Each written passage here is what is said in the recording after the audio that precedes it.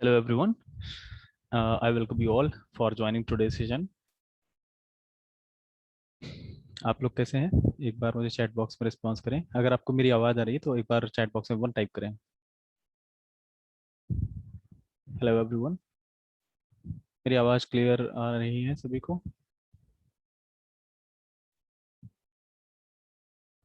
Okay, आज मैं session थोड़ा छोटा ही रखूँगा। अ, और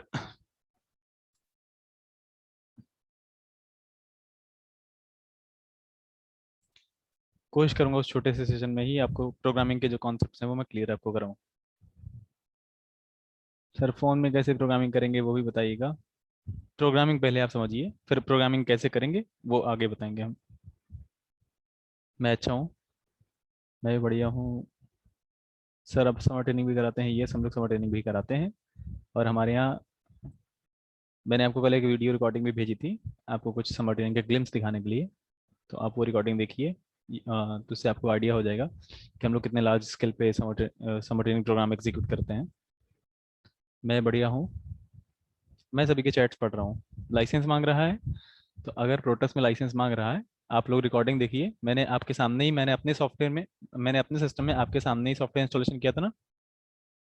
नहीं, आपके में इंस्टॉलेशन नहीं किया था, मैं प्रीवियस सेशन में इंस्टॉलेशन किया था। हाँ, एक मैं आपको वीडियो रिकॉर्डिंग आज अवेलेबल करा दूंगा, एक्स्ट्रा वीडियो। ठीक है, जिसमें आपको कैसे सॉफ्टवेयर इंस्टॉल करना है ये आपको बता दिया जाएगा। ठीक है, आज हम कोई।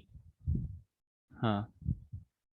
ओ सर, लैपटॉप में सॉफ्टवेयर चलने पर सॉफ्टवेयर क्रैश हो गया, पूरा लैपटॉप खत्म हो गया, ऐसा नहीं होता है। लैपटॉप वो लैपटॉप क्रैश नहीं होता।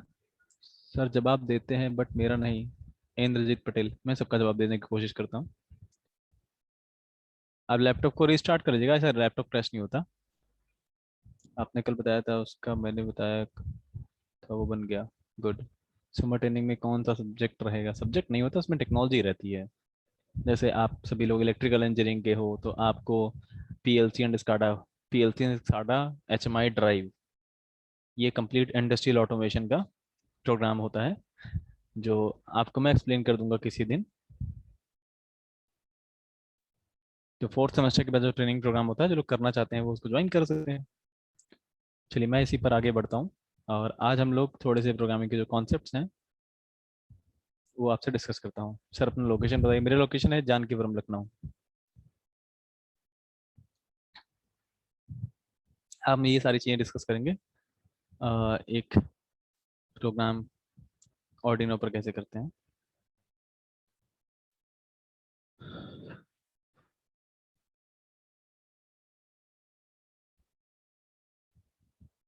ओके, क्या मेरा वीडियो आ रहा है? सर, यहीं पर समर ट्रेनिंग होती है? हाँ, समर ट्रेनिंग भी होती है। सर जी, कल क्लास नहीं ले पाया था, कोई प्रॉब्लम? रिकॉर्डिंग आप देख लीजिएगा।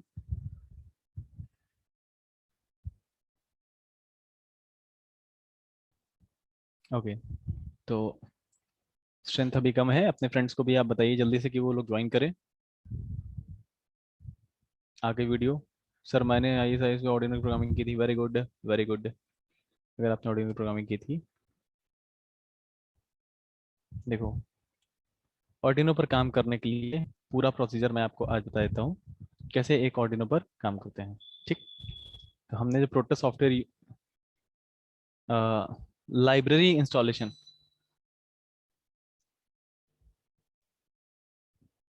समर ट्रेनिंग कहाँ होती है? समर ट्रेनिंग ऑनलाइन ऑफलाइन दोनों तरीके से होती है। तो जो लोग समर ट्रेनिंग ऑफलाइन करना चाहते हैं वो यहाँ पर आकर के समर ट्रेनिंग कर सकते हैं। ऑनलाइन आप घर पे बैठ करके भी कर सकते हैं। ठीक है। तो अब मैं आपको, सबसे पहले मुझे ये बताओ, कल हम लोगों ने कहाँ तक डिस्कशन किया था? कल का जो सेशन था उसमें हमने क्या क्या डिस्कशन किया था? हम लोग की ट्रेनिंग सर कब होगी? आपको ट्रेनिंग अभी तो नहीं करनी है, अभी तो आपको पढ़ाई करनी है। फोर्थ सेमेस्टर के बाद होती है ना, तो फोर्थ सेमेस्टर के बाद आपकी ट्रेनिंग प्रोग्राम होगा।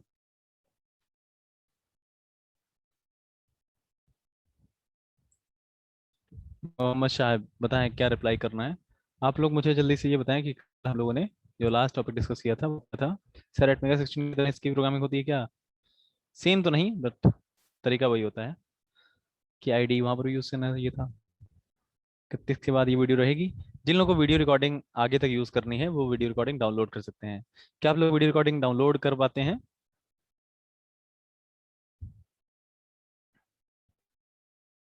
क्या आप रिकॉर्डिंग्स डाउनलोड कर पा रहे हैं?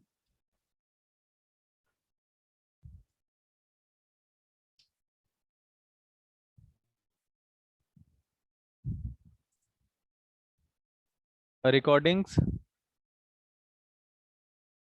डाउनलोड अगर आपने की होगी, वेरी गुड। जो लोग डाउनलोड जिन्होंने की है, अच्छी बात है। जिन्होंने डाउनलोड नहीं की है वो ट्राई करो, वो डाउनलोड भी होती है। आप उसको डाउनलोड भी कर लीजिएगा। ऑडियो को पीसी पर टेस्ट करा था।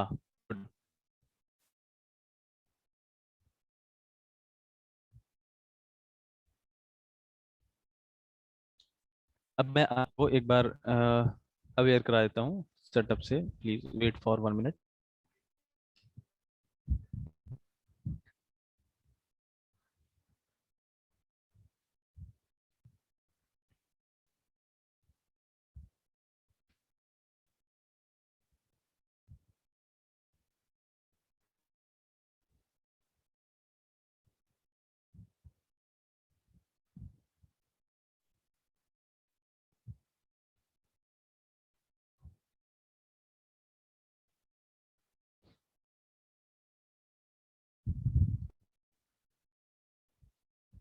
Late me share my screen.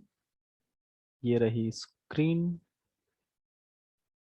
चलो, आज मैं आपको प्रोग्रामिंग के जो कॉन्सेप्ट्स हैं उनसे मैं आपको फेमिलियर कराता हूँ। प्रोग्रामिंग के कॉन्सेप्ट्स क्या क्या हैं, जैसे हम अगर किसी ऑर्डिनो में काम करते हैं। अच्छा, एक बात ये बताइए, कल ऑर्डिनो में एक प्रोग्राम मैंने लोड करके आपको दिखाया था, वो समझ में आया? याद है आप सभी को? कल मैंने आपको प्रोटस सॉफ्टवेयर में ऑर्डिनो को, सर समर ट्रेनिंग में पैसा भी लगता है। यस, समर ट्रेनिंग में आपको रजिस्ट्रेशन और उसकी ट्रेनिंग फीस होती है, वो पे करनी होती है। लेकिन इस बार हम लोग बीटीयूपी के अंडर में करा रहे हैं, तो कोशिश करेंगे, अभी आपको इन्फॉर्मेशन जल्दी ही मिल जाएगी। अगर ये ट्रेनिंग प्रोग्राम कम्प्लीटली फ्री भी हो सकता है, लेकिन मैं एग्जैक्ट न्यूज़ अभी नहीं बता सकता। आगे के जो भी डिस्कशंस होंगे उनके अकॉर्डिंग आपको इन्फॉर्मेशन जल्दी ही मिल जाएगी। ठीक है। और सर, आपने कल कॉल रिसीव नहीं की थी? आपने कल अगर कॉल मुझे 8 बजे के बाद या 7:30 बजे के बाद की होगी तो मैंने डेफिनेटली रिसीव की होगी। पहले की होगी, शायद रिसीव ना कर पाया होऊंगा। आप मुझे व्हाट्सएप पे मैसेज कर दिया करो, मैं वहां पर आपको रिप्लाई कर दिया करूंगा। ड्रोन की प्रोग्रामिंग कर सकते हैं? Yes sir. किसी भी कॉलेज के स्टूडेंट्स कर सकते हैं समर ट्रेनिंग प्रोग्राम? यस, किसी भी कॉलेज के, किसी भी ब्रांच के आप लोग कर सकते हैं समर ट्रेनिंग। और अगर जो फी से रिलेटेड जो भी चीज़ें हैं वो आपको जल्दी ही आपको इन्फॉर्म कर दिया जाएगा। हालांकि समर ट्रेनिंग में अभी कोई खास ऐसी मैं आपको इन्फॉर्मेशन इसलिए नहीं दे रहा हूँ क्योंकि समर ट्रेनिंग का भी कोई ना तो टाइम है। आप लोग अभी सिर्फ जस्ट फोर्थ सेमेस्टर में आए हो, तो fourth semester,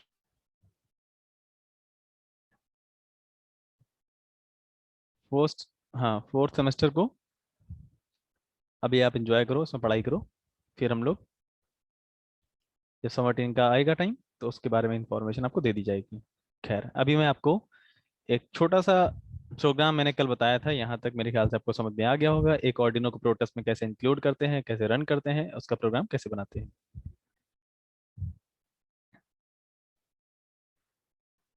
sir, chat box disable कर दीजिए। चलो सर, मैं लखनऊ से डिप्लोमा कर रहा हूँ, वहीं से ट्रेनिंग करूंगा। ये डेफिनेटली आप कर सकते हैं। और जो लोग समर ट्रेनिंग करना चाहते हैं, ऐसी कोई उनकी कोई जो क्वेरी है, तो वो आप मुझे व्हाट्सएप नंबर जो है वहाँ पर आप पूछ सकते हो, वहाँ पर मैं आपको इन्फॉर्मेशन दे दूंगा। सर वीडियो डाउनलोड, सर जी वीडियो कैसे डाउनलोड होगा? आप जब वीडियो प्ले करते हो ना, तो उसी में डाउनलोड करने का ऑप्शन आता है। मैं आपको एक बार दिखा देता हूँ कैसे आपको वीडियो डाउनलोड करना है, मैं दिखाता हूँ। जैसे आप सभी को मैंने जो लिंक शेयर किया हुआ है गूगल ड्राइव पर,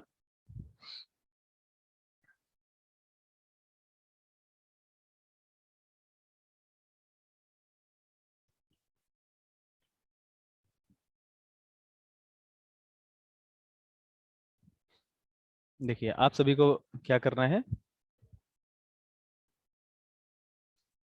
क्लास वर्क में आपको यहाँ पर ऐसे मिलेगा डाउनलोड सेक्शन। ठीक है। यहाँ पर डे टू रिकॉर्डिंग दिख रही है ना? तो डे टू रिकॉर्डिंग में यहाँ पर एक रिकॉर्डिंग अवेलेबल रहती है, या फिर ये। ठीक है। आप इस लिंक को चाहो तो कॉपी कर लो, या फिर यहाँ पर डायरेक्ट प्ले कर सकते हो। तो मैं यहाँ पर इनकॉग्निटो में आता हूँ ताकि आपके साइड से जैसा होगा वैसे मैं दिखा सकूँ। जैसे प्ले करोगे तो ये यहाँ पर वीडियो आपको ऐसे करके दिखेगा। ये कल का वीडियो है, आप यहाँ से इसको देख पाओगे। और जो यहाँ से डाउनलोड करना चाहते हैं, यहाँ देखिए, ये देखो कल का है, यहाँ से आप इसको डाउनलोड कर सकते हो। इधर से डाउनलोड फाइल्स में जाइए, ये देखो डाउनलोड हो गया, यहाँ से डाउनलोडिंग हो रही है। तो इस तरह से आप इसको डाउनलोड कर सकते हो। तो डाउनलोड करके रख लोगे तो फायदा मिलेगा। चलो, अच्छा ये चैट बॉक्स है कल का, समझ के कैसे डाउनलोड करना है। इधर साइड में ये डाउनलोड का ऑप्शन आता है। Okay, clear. सर मोबाइल से ना हो पाएगा? यस, मोबाइल से भी हो जाएगा सद्दाम अली। सर मैंने अपराधियों की जिप, क्या लिखा है, अपराधियों की zip file and WinRAR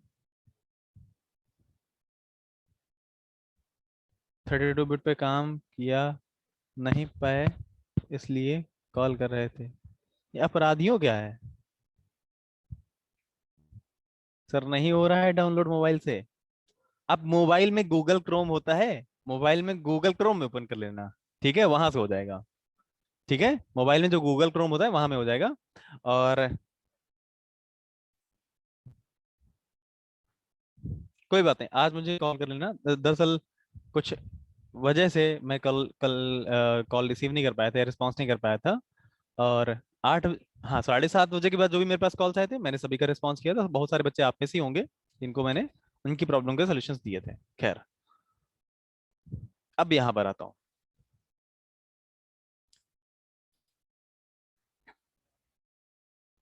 Humaira Munir, sir मैंने व्हाट्सएप किया था, रिप्लाई नहीं दिया। व्हाट्सएप पर 100% रिप्लाई मिलेगा। और हाँ, रिप्लाई चूंकि कुछ क्वेश्चंस ज्यादा थे कल, तो उसमें से कुछ को रिप्लाई मिल गया होगा, कुछ को नहीं मिला होगा। जिनको नहीं मिला है आज उनको डेफिनेटली मिल जाएगा। ठीक है, अब हम लोग आज थोड़ा सा डिस्कशन करते हैं ऑर्डिनो पर। ये हमने डिस्कशन कर लिया था, how this program work in Arduino, Arduino simulation कैसे करते हैं, और ऑर्डिनो फोन में कैसे देखो फोन का मैं तब बताऊंगा जब आप थोड़ा सा प्रोग्रामिंग सीख जाओगे, ऐसे अभी मैं आपको बता नहीं सकता। तो कल का टॉपिक मैं इसलिए रिपीट नहीं करना चाहता क्योंकि उसका सॉल्यूशन आपके पास है, ऑलरेडी है। लिंक्स दिए गए हैं आपको, डाउनलोड करो, अपने फोन में लाइव देखो, जैसा भी देखो। ये पूरा प्रोसीजर है, ये आपको आज मैं अपलोड करके दे दूंगा। यहाँ पर सब लिखा हुआ है, कैसे क्या करना है सब लिखा हुआ है।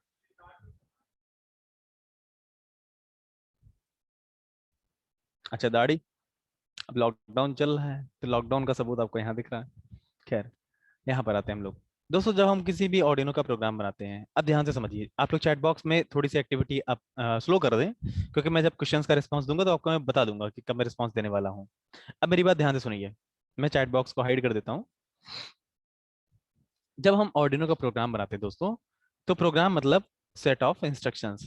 हम ऑर्डिनो के लिए जब हम प्रोग्रामिंग करेंगे तो हम उसके लिए जब इंस्ट्रक्शंस लिखेंगे, तो जैसे आप लेटर लिखते हो ना, लेटर आपने किसके लिए, लेटर आप लिखते हो कि मुझे फीस कम करानी है, प्रिंसिपल सर मेरी फीस कम कर दो, ऐसे लिखते हो ना लेटर। तो लेटर का फॉर्मेट होता है, सबसे ऊपर क्या लिखते हो, फिर बॉडी होती है, आपका सब्जेक्ट होता है, सिग्नेचर होता है, ये सब जो पूरा लेटर होता है वो मल्टीपल पार्ट्स में डिवाइडेड होता है। ऐसा ही वो लेटर क्या है, वो एक प्रोग्राम है, आपने एग्जीक्यूशन के लिए डाला कहाँ, प्रिंसिपल ऑफिस में। अगर वो सही फॉर्म में है तो एग्जीक्यूट हो जाएगा, और नहीं अगर सही फॉर्म में है तो एग्जीक्यूट नहीं होगा। तो अगर गलत जगह डाल दो तो भी एग्जीक्यूट नहीं होगा। तो प्रॉपर यही दो प्रोसीजर है यहाँ पर भी है।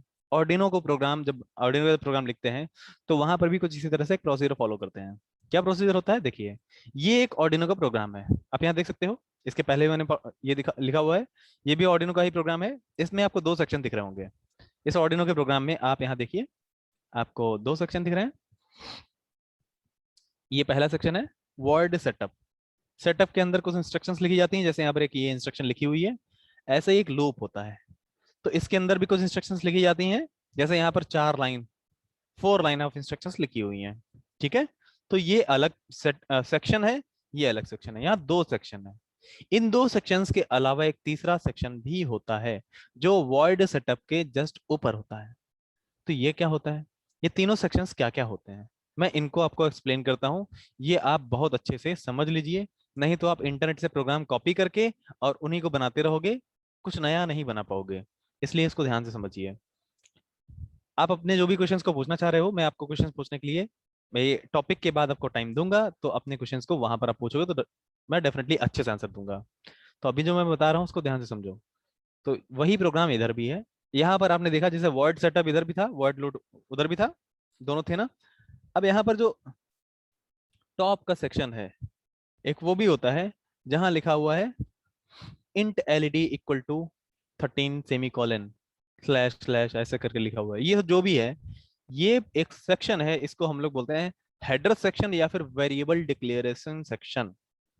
ठीक है, ये हेडर सेक्शन भी बोला जाता है और वेरिएबल डिक्लेरेशन सेक्शन भी बोला जाता है। इसके बाद जो ये सेक्शन होता है, ये क्या है? ये बेसिकली आपके प्रोग्राम का सेटअप सेक्शन है।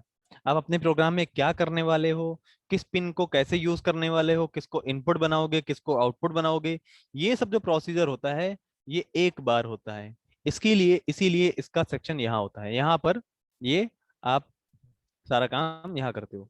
उसके बाद लूप सेक्शन होता है। लूप वो सेक्शन होता है जहां पर आप कोई लाइन लिखते हो और वो बार बार एग्जीक्यूट होती है, बार बार एग्जीक्यूट होती रहती है।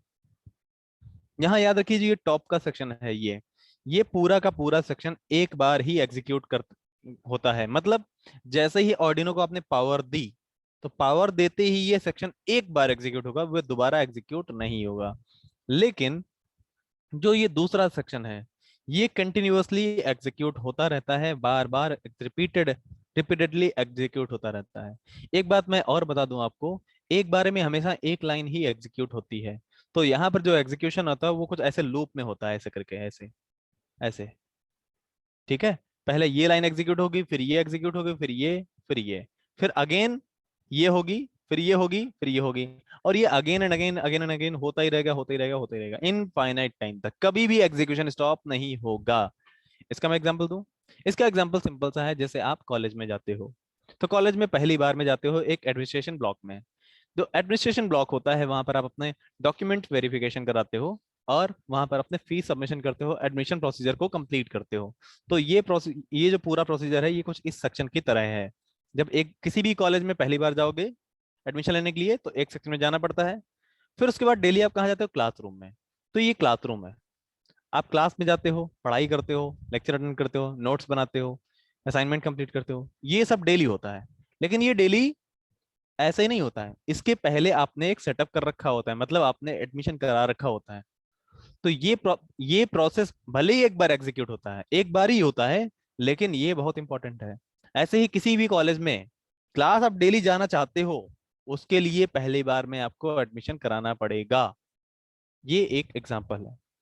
तो अगर आपको इससे समझ में आया है, कुछ 10% भी समझ में आया, तो मुझे यस और नो में चैट बॉक्स के थ्रू रिस्पॉन्स करो। बताइए जल्दी से।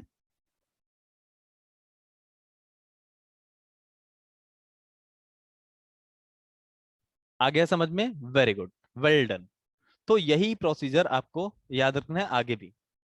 तो जब भी मैं बोलूंगा वर्ड सेटअप, तो आप समझ जाओ कि एक बार एग्जीक्यूट होगा। जब मैं बोलूंगा वर्ड लूप, मतलब वर्ड लूप के अंदर जो भी स्टेटमेंट्स लिखे गए हैं, ये बार बार एग्जीक्यूट होंगे।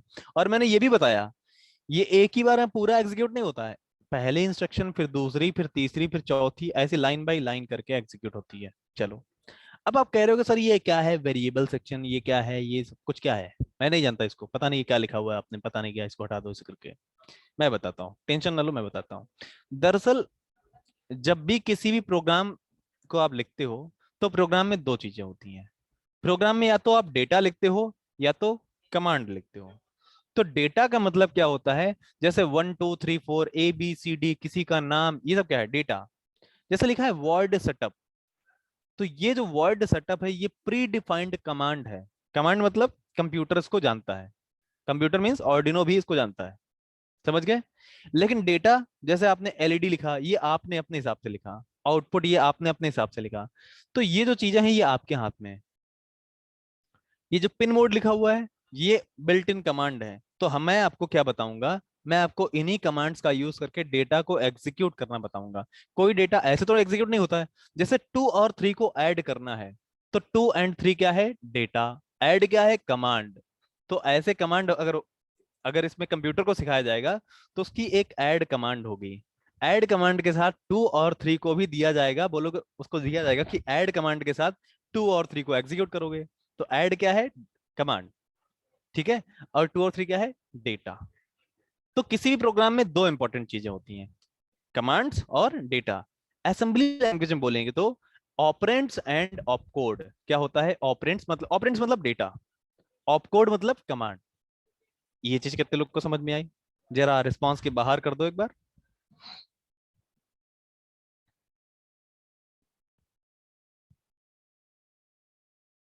आ गया समझ में? Very good, well done. अगर समझ में आ गया है तो किसी भी प्रोग्रामिंग में हमेशा ये दो चीजें आपको मिलेंगी ही मिलेंगी। अब यहाँ सवाल ये होता है, जो डेटा है, कमांड तो ठीक है, कमांड हो गई, कमांड हम लिखी लिखाई पढ़ लेंगे कि ये कमांड है, ये कमांड होती है। लेकिन जब बात आती है डेटा की, जब बात आती है डेटा की, तो डेटा को स्टोर किया जाता है। जैसे डेटा को स्टोर कर, जैसे आप अपने घर में किसी भी सामान को स्टोर करने के लिए उसका एक कंटेनर यूज करते हो।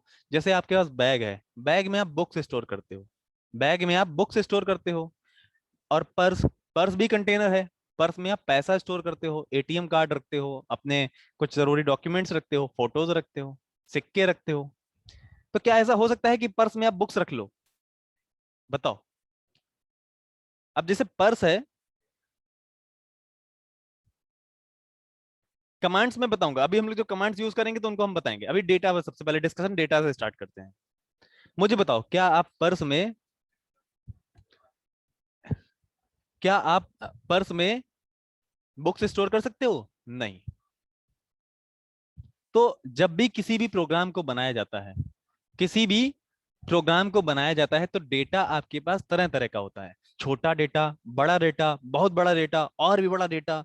तो हर तरह के अलग अलग डेटा को स्टोर करने के लिए अलग अलग डेटा कंटेनर्स होते हैं प्रोग्राम में। जैसे आप जानते हो कि जो डेटा होता है वो कंप्यूटर में की मेमोरी में स्टोर होता है, कंप्यूटर की मेमोरी में स्टोर होता है ना। बताओ, डेटा कहाँ स्टोर होता है? कंप्यूटर की मेमोरी में। लेकिन मेमोरी का मतलब झोला थोड़े ना है कि डेटा उठा करके इसे उठाया और इसे भर दिया इसे करके। नहीं, ऐसा नहीं होता है। कंप्यूटर में डेटा को स्टोर करने के लिए प्रॉपर स्ट्रक्चर्स होते हैं। क्या होते हैं? स्ट्रक्चर्स। डेटा के स्ट्रक्चर मतलब पैकेट्स। डेटा पैकेट में स्टोर किया जाता है। पैकेट मतलब हर एक टाइप के पैकेट अलग अलग होते हैं। जैसे आप अपने घर में सामान रखते हो ना, तो किचन की बात अगर एग्जांपल लूँ किचन की, तो वहां पे देखिए कितने तरह के अलग टाइप के बॉक्सेस होते हैं ना, कि किसी में छोटी चीज रखी है, किसी में बड़ी चीज रखी है, कुछ भी रखा है।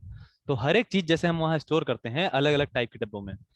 तो जो बड़ी चीज है उसके लिए बड़ा डब्बा, जो छोटी चीज है उसके लिए छोटा बॉक्स, है ना। जैसे पर्स और बैग हो गया, बैग में हमें बुक्स रखनी है, बड़ी है, ज्यादा है, तो हम बुक्स के लिए बड़ा सा बैग रखते हैं।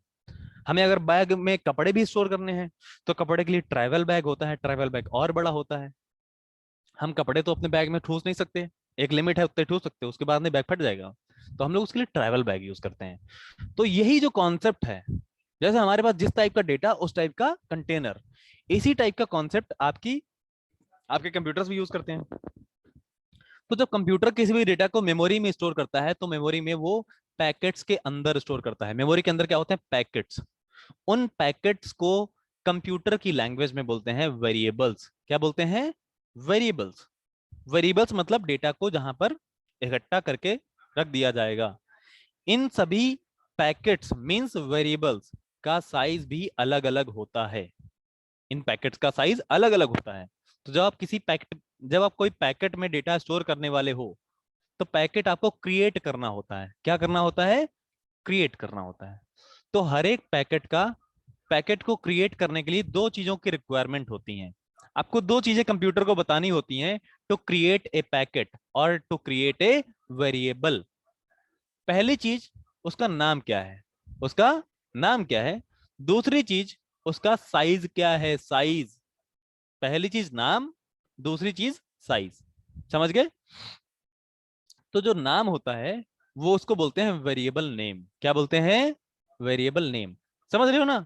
मेमोरी के अंदर खूब सारा डेटा ऐसे स्टोर नहीं किया जाता है, सबको अलग अलग वेरिएबल में स्टोर किया जाता है। जैसे गाना है, तो गाना नंबर 1, गाना नंबर 2, गाना नंबर 3, गाना नंबर 4, खूब सारे गाने हैं ना। तो इन सभी को जब स्टोर किया जाएगा तो किसके अंदर स्टोर किया जाएगा? इनके अलग अलग पैकेट्स होंगे। तो गाना नंबर 1 का अलग पैकेट होगा, गाना नंबर 2 का अलग पैकेट होगा, गाना नंबर 3 का अलग पैकेट होगा, इसका अलग पैकेट होगा ना। तो ये जो पैकेट्स होते हैं इनका साइज होता है और इनका नाम भी होता है। दो चीजें होती हैं, साइज और नाम। क्लियर? अब आते हैं साइज के बाद में, साइज के बारे में थोड़ा डिस्कशन करते हैं। जो साइज होते हैं उनको बोलते हैं डेटा टाइप्स। क्या बोलते हैं? Data type. डेटा टाइप ये डिसाइड करता है कि कितना बड़ा डेटा इस पैकेट में स्टोर किया जा सकता है। तो अगर आप डेटा की बात करो तो डेटा, सबसे छोटा डेटा कितना हो सकता है? डेटा की यूनिट क्या होती है? बिट्स होती हैं, मेगा बिट्स होती हैं, मेगा बाइट्स होता है, किलो बाइट्स, गीगा बाइट्स, टेरा बाइट्स। अब मेरा सवाल आपसे यह है कि सबसे स्मॉल अमाउंट ऑफ डेटा कितना हो सकता है? जैसे आप चार्ज के फॉर्म में आप सभी लोग जानते हो, सबसे मिनिमम पॉसिबल जो चार्ज है, मिनिमम पॉसिबल चार्ज, वो कितना है? 1.9 इंटू 10⁻⁹ 1.6 इंटू 10⁻⁹ कूलम। ये माइनस का या प्लस का? इतना ही चार्ज होता है। तो मिनिमम चार्ज इतना ही पॉसिबल है। और ऐसे ही डेटा भी, मिनिमम डेटा कितना पॉसिबल है? मिनिमम डेटा कितना पॉसिबल है ये कौन बताएगा? हमारा चैट बॉक्स कहाँ है? चैट बॉक्स है इधर। 1 बिट, वेरी गुड।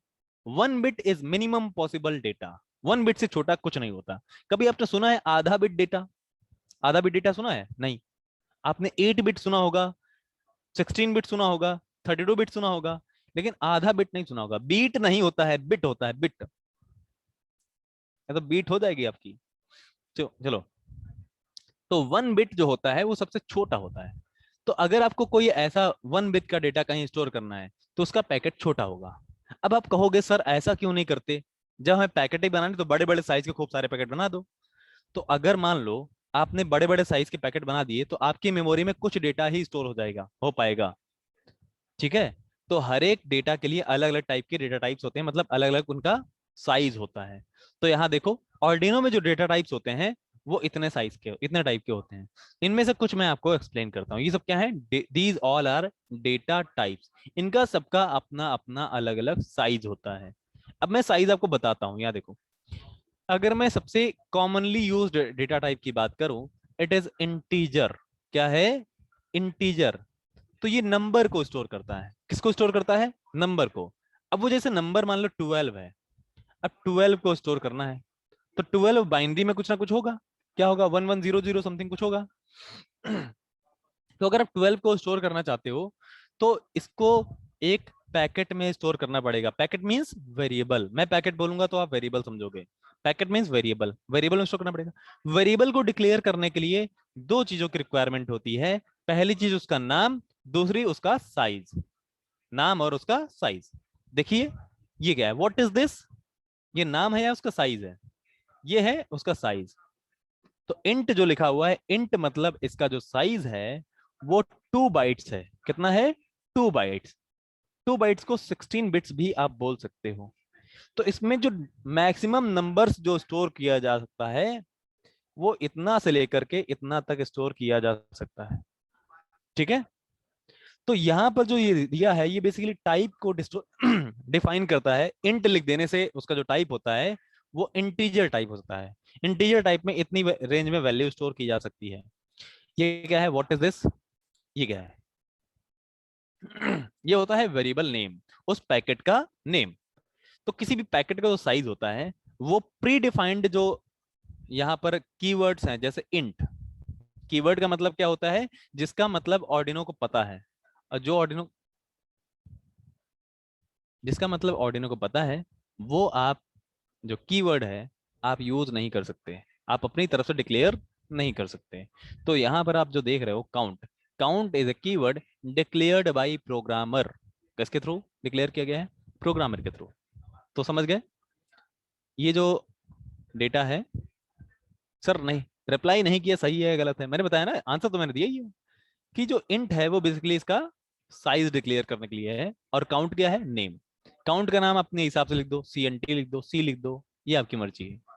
तो ये जो नेम होता है, नेम आप अपने हिसाब से डिक्लेयर कर सकते हो। शर्त ये है कि नेम का पहला कैरेक्टर नंबर नहीं होना चाहिए। ठीक है? ऐसे आप नहीं लिख सकते। आप ऐसे भी नहीं लिख सकते कि काउंट आप किसी भी वेरिएबल को ऐसे डिक्लेयर नहीं कर सकते, ठीक है। ये बीच में स्पेस जो होता है, स्पेस नॉट अलाउड, किसी भी नेम में स्पेस इज नॉट अलाउड, समझ गए। तो स्पेस की जगह अंडरस्कोर आप लगा सकते हो इफ नीडेड, नहीं तो आप ऐसे लिखो स्पेस इज नॉट अलाउड, समझ गए। Number is not allowed in beginning, beginning में नंबर अलाउड नहीं है, समझ गए। डेटा टाइप क्या होता है? डेटा टाइप बेसिकली किसी भी डेटा को स्टोर करने वाले पैकेट का साइज बताता है। क्या बताता है? किसी भी डेटा को स्टोर करने वाले पैकेट मींस वेरिएबल का साइज बताता है। अगर मैं उस वेरिएबल का जो टाइप है अगर इंटीजर करता हूं तो उसका मतलब वो जो वैल्यू है वो 16 बिट्स में स्टोर कर लेगा, 2 to the power 16। Maximum number कितने स्टोर किए जाते हैं? 2 to the power 16। लेकिन माइनस से लेकर के प्लस की वजह से ये आधा आधा डिवाइड हो जाएगा, आधा माइनस में आधा प्लस में।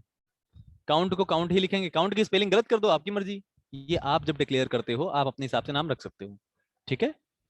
तो ये हो गया काउंट। अगर इंटीजर आपको समझ में आ गया है, आगे भी समझ में आ जाएंगे, आगे भी समझ में आ जाएंगे। देखो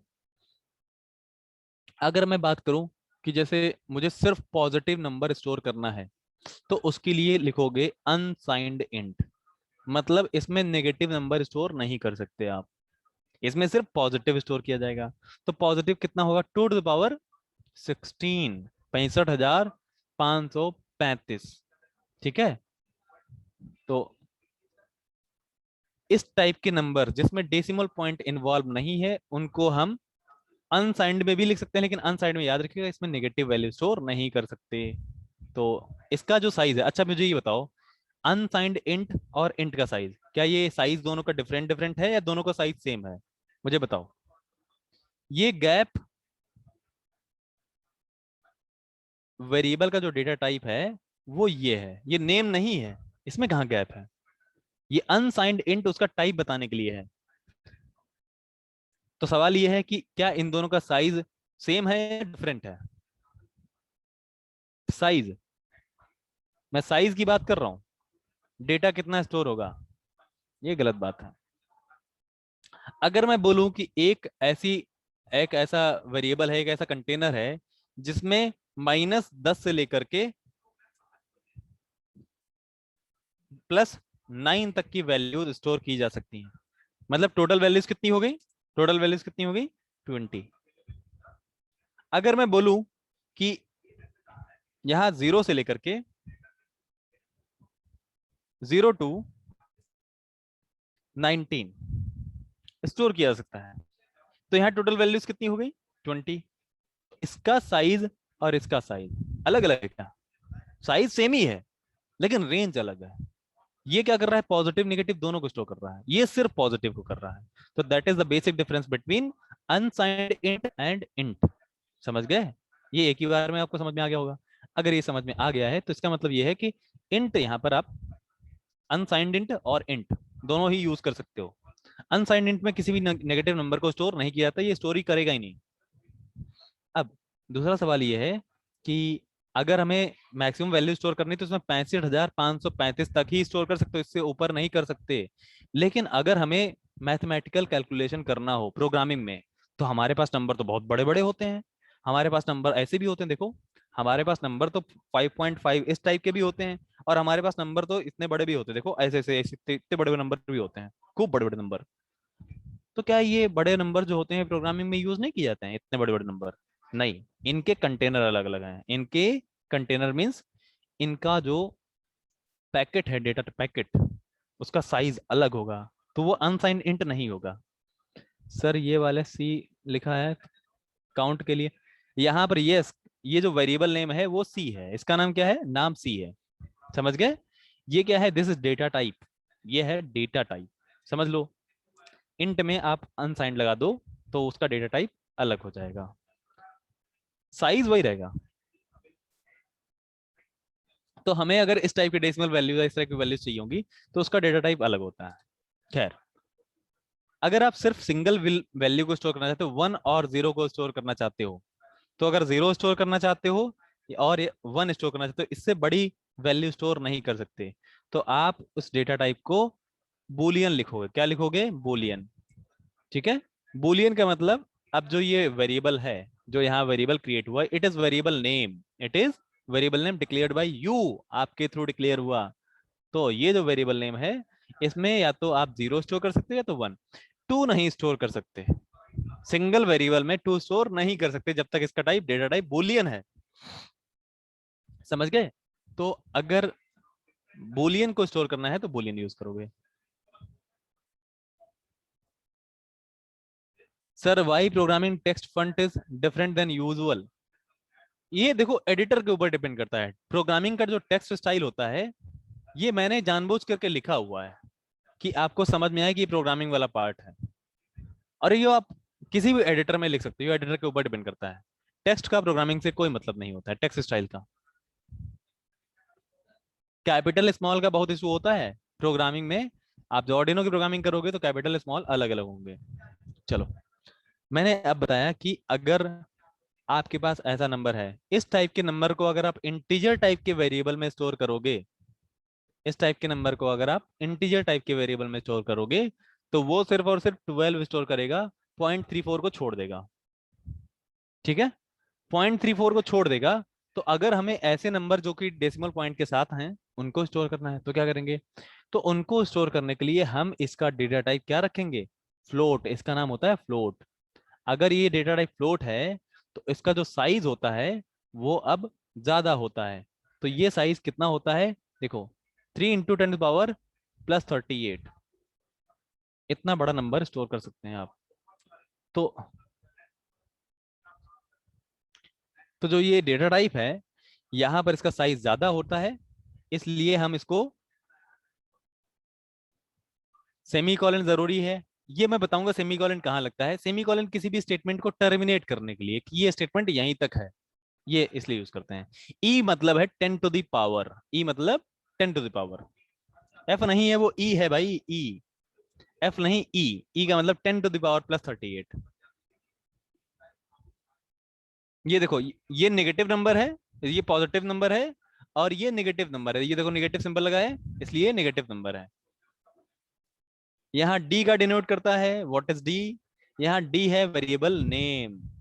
ठीक है, ये डी एक ऐसा वेरिएबल है जिसका टाइप फ्लोट है। जिसका टाइप क्या है? फ्लोट। सर वेरिएबल में पॉइंट में नंबर स्टोर कर सकते हैं? हाँ बिल्कुल कर सकते हैं, लेकिन उसका जो टाइप है वो फ्लोट होना चाहिए। अरे, ये 3.4 नहीं है भाई। अच्छा एक बात ये बताओ, ये 3 पॉइंट, कितने लोग ये 3.4 समझ रहे हैं? कितने लोगों को ये 3.4 लग रहा है भैया ये बहुत बड़ा नंबर है? ये कह रहा है 3.4 के आगे 38 जीरो लगा दो, इसको मल्टीप्लाइड कर दो 1⁻38, तो ये बहुत बड़ा नंबर हो जाएगा। तो गलती से इसको ये ना समझ लेना कि ये 3.4 लिखा हुआ, ये बहुत बड़ा नंबर है। तो इसका जो साइज है, हाँ, ये 3.4 नहीं लिखा हुआ है, इंटू 10⁻। ये कैसे समझ लिया? आप सब लोग मैथमेटिक्स के स्टूडेंट्स हो ना, मैथमेटिक्स आपसे उम्मीद की जाती है इतना तो आपको आता होगा। हाँ, कंफ्यूजन अगर हुआ है तो कोई बात नहीं, ऐसा पहली बार में किसी के साथ हो जाता है। ई का मतलब होता है 10⁻। साइंटिफिक नंबर को ऐसे लिखते हैं, कॉपी में हम लोग 10 लिखते हैं। सर फ्लोट में नॉर्मल नंबर, देखो, अगर आप फ्लोट में अब लिखते हो float count, count equal to 10, अगर आप ऐसे स्टोर करते हो तो ये एक्चुअली में कैसे स्टोर कर रहा होता है? फ्लोट, ये रियल में इसको ऐसे स्टोर करेगा, 10.0 ऐसे स्टोर करेगा। समझ गए? ये 10.0 स्टोर करेगा। ये 10 नहीं समझेगा, ये 10 के आगे डेसिमल पॉइंट भी समझेगा। समझ गए? तो इसको अगर आप 2 से डिवाइड करोगे, इसको अगर आप 2 से डिवाइड करोगे, तो इसमें देखो, यहां पर अगर इसको आप मान लो 3 से डिवाइड करते हो, तो 3 से डिवाइड करने पर अगर ये इंट टाइप का होता,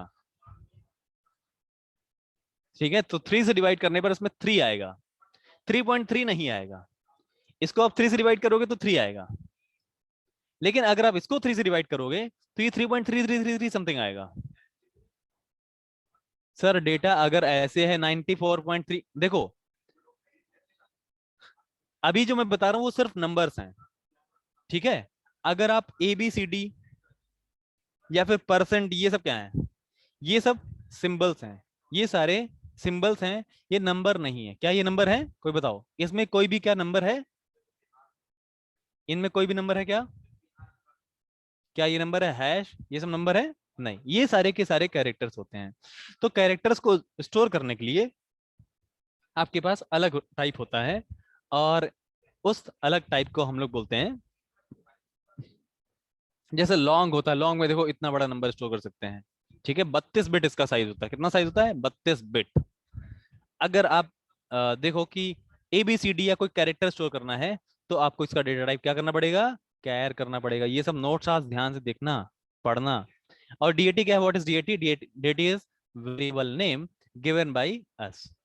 आपने कहा स्पेस का यूज नहीं करते हैं, देखो स्पेस का मतलब ये है, मैं इसको ऐसे नहीं लिख सकता, कैर डी स्पेस 80, ऐसे नहीं लिख सकते। आप इसको ऐसे नहीं लिख सकते, इस तरीके से आप इसको नहीं लिख सकते। ये जो डी के बीच में ये जो स्पेस आया है, यहाँ वेरिएबल नेम में स्पेस नहीं होना चाहिए। यहाँ स्पेस हो सकता है, यहाँ तो स्पेस होगा ही होगा, यहाँ लगाना पड़ेगा।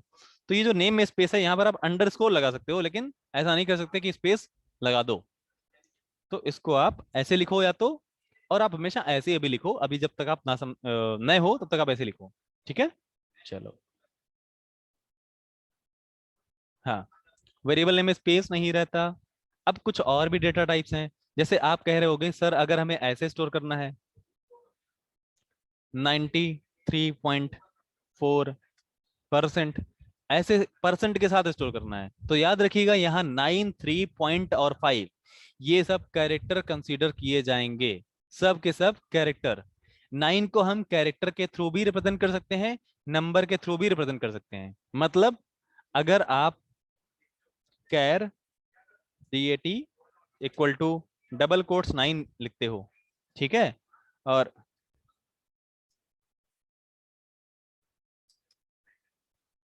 एट अगर आप ऐसे स्टोर करते हो, तो पता है, अगर आपने ओ कैर नहीं,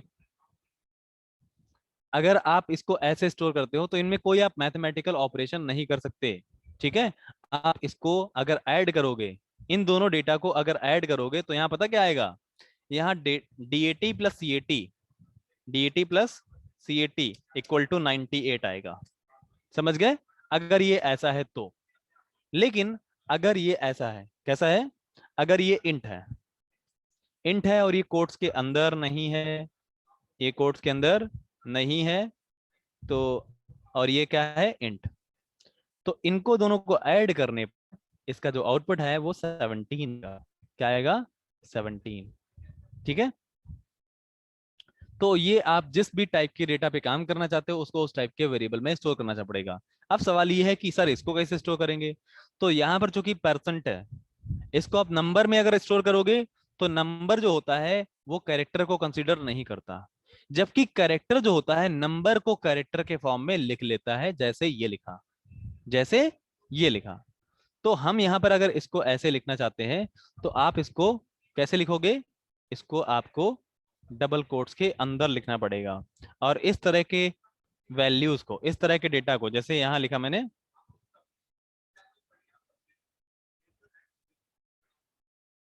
ऐसे, what is this? Double quotes के अंदर अगर आप लिखते हो, तो मल्टीपल कैरेक्टर्स आप स्टोर कर सकते हो। सिंगल कोट्स में सिंगल कैरेक्टर, डबल कोट्स में मल्टीपल कैरेक्टर्स, और इसको बोलते हैं स्ट्रिंग। क्या बोलते हैं? स्ट्रिंग। समझ गए? तो स्ट्रिंग को हम लोग जैसे डबल डबल कोट्स ABC ऐसे आप यूज कर सकते हो।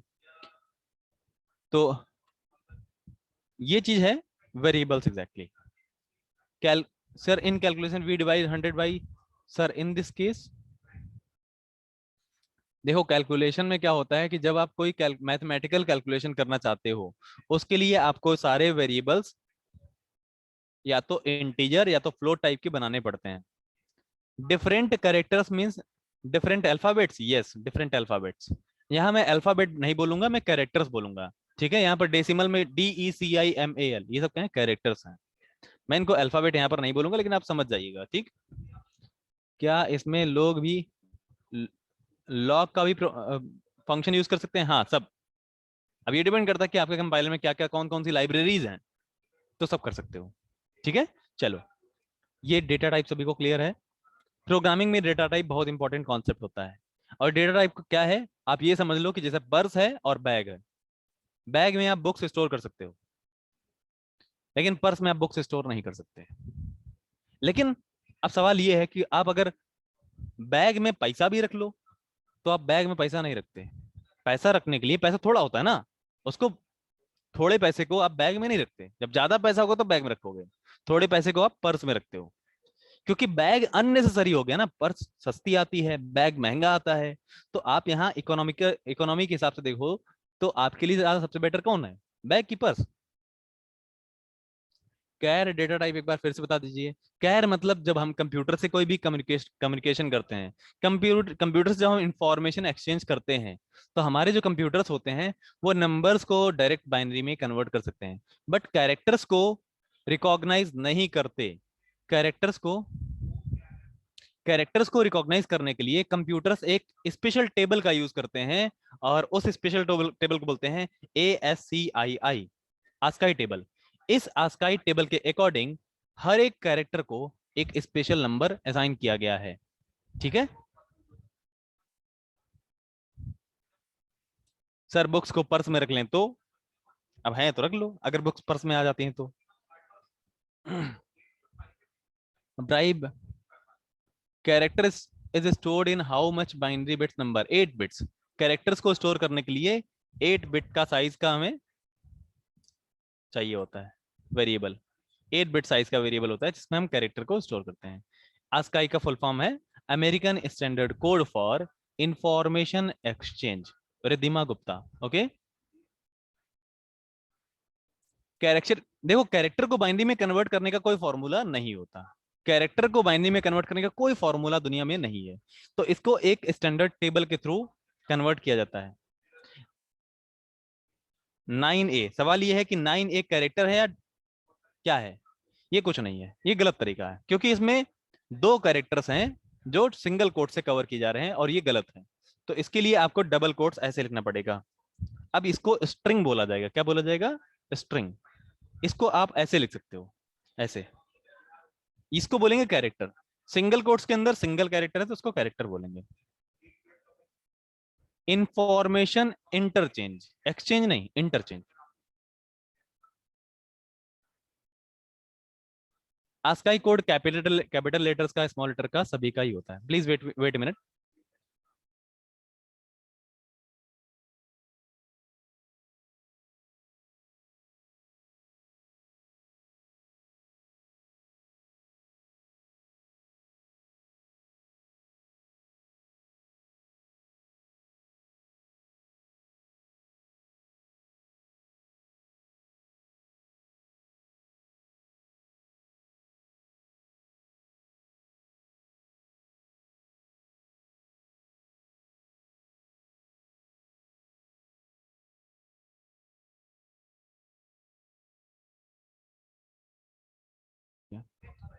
ओके स्टूडेंट्स, एक छोटा सा अनाउंसमेंट भी है, लास्ट में भी मैं कर सकता था लेकिन मैं चाह रहा हूँ कि अभी भी कर दूं, क्योंकि लगभग हमारे पास 394 स्टूडेंट्स कनेक्टेड है, और लास्ट में भी कर दूंगा। स- मैं बताता हूँ, ये क्वेश्चन मैं नोट कर लेता हूँ कि ये क्या है। तो जो अनाउंसमेंट है वो ये है कि कुछ मिस हैपनिंग की वजह से कुछ कल आपका जो बैच है, ये कल की क्लास ऑफ रहेगी। ठीक है, तो अगर आप लोग कल ज्वाइन करते हो, कल ये क्लास आपकी ऑफ रहेगी, कल आपको ज्वाइन नहीं करना है, परसों हम लोग मिलेंगे। ठीक है, सभी ने समझ लिया? कल की क्लास, कल आप लोग एंजॉय करिएगा, कल आप लोग रेस्ट करिएगा, हम लोग परसों मिलेंगे।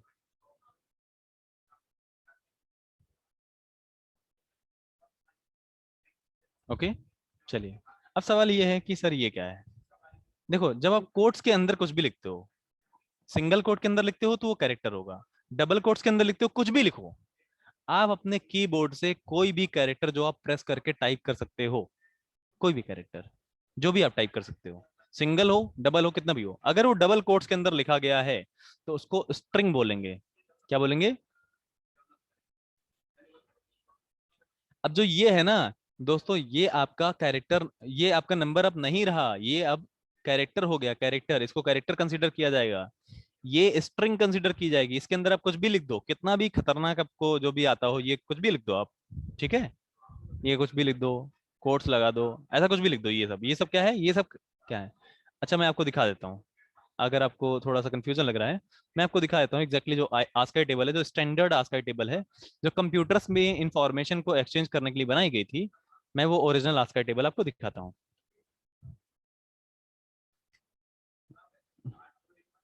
ये देखिए, ये है आस्काई टेबल, और मैं यहाँ पर आपको दिखा सकता हूँ, इस आस्काई टेबल में मैक्सिमम नंबर 127 है। 127 का मतलब है 8 bit, 2 to the power 8, 2 to the power 8 में आप maximum 2 to the power 7, 7 bits में आप मैक्सिमम 127 कैरेक्टर्स, 128 कैरेक्टर तक एक्सटेंड कर सकते हो। तो जो ओरिजिनल आस्काई टेबल थी वो ये थी ओरिजिनल आस्काई टेबल, लेकिन इसी को एक्सटेंड कर दिया गया था, क्योंकि मैंने 8 बिट का बताया है ना, तो ये 7 बिट्स तक मैक्सिमम रिप्रेजेंट किए जाते हैं। 127 को, 127 का जो बाइनरी होता है वो 7 टाइम्स 1 होता है, ठीक है। अगर मैं इसी की एक्सटेंडेड आस्काई टेबल की बात करूं, तो इस एक्सटेंडेड आस्काई टेबल में इतने कैरेक्टर्स और भी ऐड कर दिए गए थे, ठीक है, ये एक्सटेंडेड आस्काई टेबल है। लेकिन इसी में अगर थोड़ा ध्यान दो, तो अगर आप यहाँ देखोगे, तो आप देख पाओगे कि यहाँ पर जो 9 है, इन सभी, देखो 9 का, 0 का, देखो 0 को किससे रिप्रेजेंट करते हैं, 0 को 48 से रिप्रेजेंट करते हैं। 0 का जो डेसिमल होता है वो क्या होता है, 48, समझ गए। 49 को 49 से 1 को रिप्रेजेंट करते हैं। अब जो ये 1 है ना, ये जो 0 है, ये मैं फिर से बता रहा हूँ, ये जो 1 है ये डबल कोट्स में लिखा हुआ 1 ऐसा है, जो 0 है वो डबल कोट्स में लिखा हुआ ऐसा 0 है, ठीक है। सर अगर कीबोर्ड से आस्काई टेबल लेना है तो शॉर्ट की, देखो कीबोर्ड से आप आस्काई टेबल ऐसे नहीं निकाल सकते, आपको ऐसे आस्काई टेबल देखनी पड़ेगी। ये सब इनकोड होता है ऑटोमेटिक आपके सभी के, जिनकी वीडियो प्ले और डाउनलोड नहीं हो रही है वो एक बार फिर से आज चेक करेंगे, जैसे मैंने आपको बताया था उसी काम उसी तरीके से, तो आप डाउनलोड और प्ले कर पाओगे। और यहाँ पर आप देखिए ऐड सिंबल, ये सब इतने सारे हैं। अब रही बात सर, जो हिंदी के कैरेक्टर्स हैं उनको कैसे रिप्रेजेंट किया जाता है। दुनिया भर में जितने भी लैंग्वेजेस हैं, इन सभी के लैंग्वेजेस के मिलाकर लगभग 11.5 लाख कैरेक्टर्स हैं। कितने हैं, 11.5 लाख कैरेक्टर्स हैं। और इन सारे कैरेक्टर्स को अब ये आस्काई टेबल काफी पुरानी थी, लेकिन अब यूनिकोड यूज किया जाता है, ठीक है। तो यहाँ पर सर यूट्यूब और वीडियो अपलोड नहीं हो सकती क्या, अभी मैंने आपको जो वीडियो दिया है उसको आप डाउनलोड करके यूज करो, ठीक है। सर व्हाट्सएप पर वीडियो मिल सकती है, व्हाट्सएप पर, अरे मैंने आपको गूगल क्लासरूम में पूरा दिया हुआ है। आस्काई कोड याद नहीं करना पड़ता है, किसी को भी याद नहीं करना होता है। आस्काई कोड कंप्यूटर्स ने याद कर रखा है, कंप्यूटर्स को पता है आस्काई कोड, वो खुद काम कर लेते हैं। आप उनको डबल कोट्स में लिख के दोगे, वो समझ जाएंगे इसका मतलब क्या है। ये आपको करने की जरूरत नहीं है, आप देख सकते हो क्या है, ठीक है।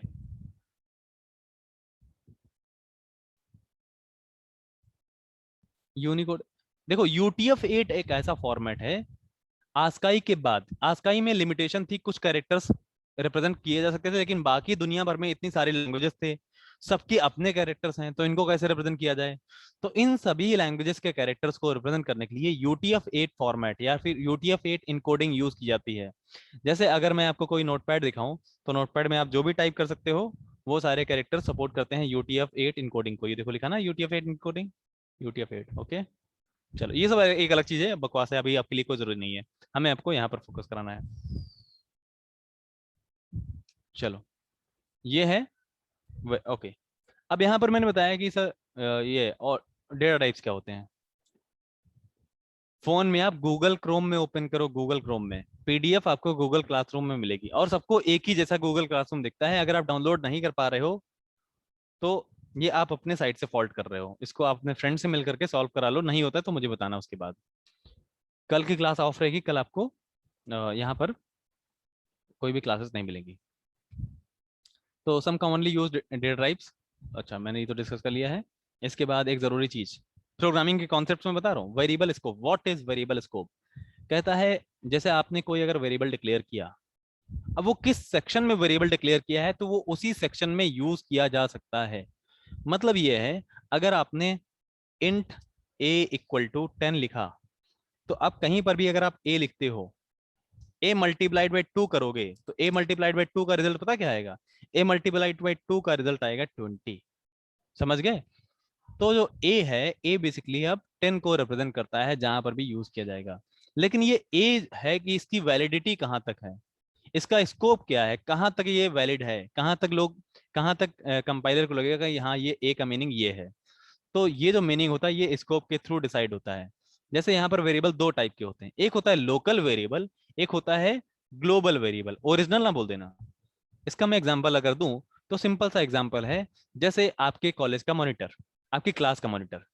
एक क्लास का जो मॉनिटर होता है उसको सिर्फ उसी क्लास में ही लोग जानते हैं, दूसरी क्लास में कोई नहीं जानता, और वो दूसरी क्लास का मॉनिटर नहीं भी हो सकता है।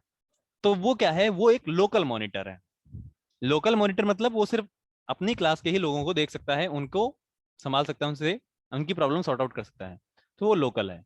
लेकिन एक ऐसा मॉनिटर बना दिया जाए जो पूरे कॉलेज की सारी क्लासेस में सबका मॉनिटर हो, तो उसको बोलेंगे ग्लोबल मॉनिटर। ऐसे ही वेरिएबल, अगर वेरिएबल कहीं पर डिक्लेयर किया गया है किसी सेक्शन में, जैसे वर्ड सेटअप सेक्शन में डिक्लेयर किया गया वेरिएबल वर्ड लूप में अनयूज्ड है, उसका कोई मतलब नहीं है, एरर आ जाएगी। वर्ड सेटअप के अंदर अगर वेरिएबल डिक्लेयर किया गया है तो, अगर वर्ड लूप के अंदर डिक्लेयर किया गया है तो वो वर्ड सेटअप में यूज नहीं किया जा सकता, सिर्फ लूप में ही यूज किया जाएगा। तो किसी पर्टिकुलर सेक्शन में वेरिएबल डिक्लेयर किया जाता है तो वो उसी सेक्शन के अंदर ही यूज किया जा सकता है, इसको बोलते हैं स्कोप ऑफ वेरिएबल। लेकिन कोई ऐसा वेरिएबल है जिसका स्कोप हर जगह है, तो ऐसा वेरिएबल कौन होगा? ऐसा वेरिएबल सबसे, जो ग्लोबल वेरिएबल डिक्लेरेशन सेक्शन है, यहां पर अगर वेरिएबल डिक्लेयर किया जैसे सी, तो यहाँ जो x और y है वो लोकल वेरिएबल हैं, लेकिन जो लिखा है इंट c इक्वल टू 0, तो c वेरिएबल को यहाँ भी यूज किया जा सकता है, c वेरिएबल को यहाँ भी यूज किया जा सकता है। जैसे मान लो प्रिंसिपल का बेटा है, अब जो प्रिंसिपल का बेटा है वो भी उसी कॉलेज में पढ़ता है, भले किसी कॉलेज में पढ़े, अगर वो मॉनिटर है वो किसी दूसरी क्लास में चला जाता है तो बाकी बच्चे कहेंगे हाँ ये भी मॉनिटर है, उनकी बात मानेंगे। मान लो प्रिंसिपल का बेटा है, भले भी मन से माने, लेकिन वो क्या, ऐसा क्या हुआ, वो ग्लोबल मॉनिटर हुआ ना, पूरे कॉलेज का मॉनिटर है, हर एक कॉलेज में जा सकता है। तो ये चीज सभी को समझ में आई कि ग्लोबल वेरिएबल क्या है। इंट सी इक्वल टू 23 लिखें तो आप सी इक्वल टू 23 लिख दो, लेकिन आप मैक्सिमम जो वैल्यू लिख सकते हो वो कितनी लिख सकते हो इंट सी में? इंट सी में मैक्सिमम वैल्यू कितनी लिख सकते हो, यहां पर आके देखो। इंट सी में मैक्सिमम वैल्यू आप जो लिख सकते हो दैट इज प्लस 32,767, इतनी मैक्सिमम वैल्यू आप लिख सकते हो। ठीक है, तो ये जो ग्लोबल वेरिएबल्स हैं और लोकल वेरिएबल्स हैं ये आप सभी को क्लियर हुए या नहीं, ये मुझे आप बताएं। वर्ड लूप और सेटअप को टेंशन ना लो, वो अभी सेक्शन है। इन सेक्शन में हम जब कोड लिखते हैं तो सेटअप फंक्शन के अंदर लिखा हुआ कोड एक बार एग्जीक्यूट होता है, लूप के अंदर लिखा हुआ कोड बार बार एग्जीक्यूट होता है। ये क्लियर है ग्लोबल वेरिएबल लोकल वेरिएबल क्या होता है? चलो, अब मैं ऑपरेटर्स की बात करूं।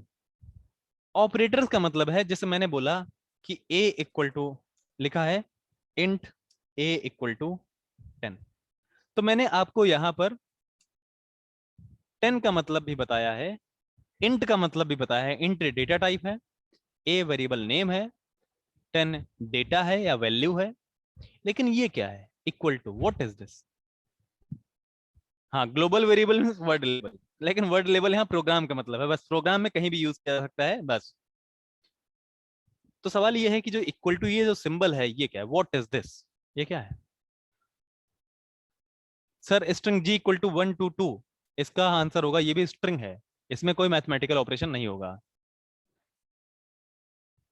तो जो ये इक्वल टू है, equal two is not command, ये कमांड नहीं है, ये एक ऑपरेटर है, और इसका नाम होता है असाइनमेंट। असाइनमेंट क्यों बोलते हैं? क्योंकि इसका काम होता है इधर की वैल्यू को, इस साइड की वैल्यू को इधर असाइन कर देना। किसको असाइन कर देना? ए को। समझ गए? तो ये जो है ये एक बेसिकली ऑपरेटर है, यहाँ पर ऑपरेटर की तरह काम कर रहा है। ऐसे ही बहुत सारे ऑपरेटर्स होते हैं। जैसे अगर मान लीजिए आपको कंप्यूटर, आप प्रोग्रामिंग में मल्टीप्लाई करना चाहते हो 4 को 5 से, 4 को 5 से मल्टीप्लाई करना है, तो ऐसा ही क्यों लिखा, ये क्यों नहीं लिखा? तो स्पेशली एक्स नहीं है मल्टीप्लाई ऑपरेटर, ये यहां पर ये मल्टीप्लाई ऑपरेटर, तो ये एक ऑपरेटर है। क्या है? ऑपरेटर।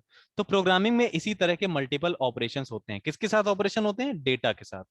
जब डेटा के साथ कोई भी ऑपरेशन करते हो तो आपको ऑपरेटर्स के बारे में आइडिया होना चाहिए। सर वेरिएबल नेम की जगह हम कुछ भी लिख सकते हैं, जैसे अपना या दोस्त का नाम कुछ भी लिख सकते हैं। यस, आप विपिन प्रजापति, आप वेरिएबल नेम की जगह आप किसी का भी नाम लिख सकते हो, बस याद रखना बीच में स्पेस ना रख देना और पहला कैरेक्टर नंबर ना रखना, ठीक है। चलो, इसके बाद यहाँ पर ऑपरेटर्स के बारे में मैं थोड़ा सा एक्सप्लेन कर देता हूँ कि कौन से ऑपरेटर्स कहाँ पर और कैसे यूज की जाते हैं।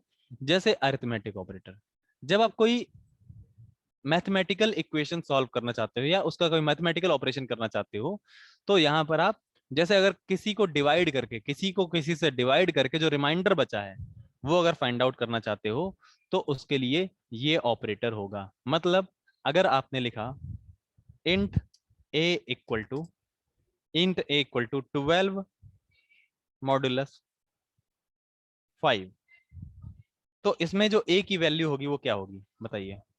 अगर मैंने सिंपल नंबर ना स्टोर करके एक इक्वेशन का रिजल्ट स्टोर कराया, एक इक्वेशन का रिजल्ट लिखा है 12 मॉडुलस 5, तो यहां जो है 12 को 5 से डिवाइड करने के बाद जो रिमाइंडर आएगा, ये कह रहा है रिमाइंडर स्टोर करो, तो ये जो रिमाइंडर आएगा वो स्टोर होगा। तो एग्जैक्टली यहाँ पर ए में क्या स्टोर होगा, वो होगा 2। समझ गए? तो ऐसे रिमाइंडर ऑपरेटर। ऐसे multiplication, multiplication, addition, subtraction, division और असाइनमेंट, ये बहुत इजी है। असाइनमेंट आप देख रहे हो, ये स्पेशली असाइनमेंट ऑपरेटर होता है। कोई अगर पूछ दे ये क्या है तो इक्वल टू ना बोल देना। हम लोग बातचीत में बोलते हैं, लेकिन टेक्निकली प्रोग्रामिंग में इसको हम लोग इक्वल टू बोलते हैं, ठीक है। तो किसी भी ऑपरेटर के साथ क्या क्या ऑपरेशंस हो सकते हैं आप देखिए। परसेंट का मतलब रिमाइंडर निकालने के लिए, स्टार का मतलब मल्टीप्लीकेशन, प्लस का मतलब एडिशन, माइनस का मतलब सब्सट्रैक्शन, डिवाइड का मतलब डिवीजन, और ये है असाइनमेंट ऑपरेटर। तो these all are arithmetic operators. इसके बाद आगे अगर बढ़े तो यहाँ पर आपको मैं दिखाता हूँ कंपैरिजन ऑपरेटर्स। तो जो कंपैरिजन ऑपरेटर्स हैं ये बताते हैं कि दो जो वैल्यूज हैं उनके बीच में क्या रिलेशन है। कंपैरिजन का मतलब रिलेशन बताना, जैसे कौन बड़ा है कौन छोटा है, ठीक है, कौन बड़ा है कौन छोटा है। देखो, कुछ बच्चे कह रहे हैं सर बहुत डिफिकल्ट है, समझ नहीं आ रहा, डिफिकल्ट है ना, हमसे ना हो पाएगा।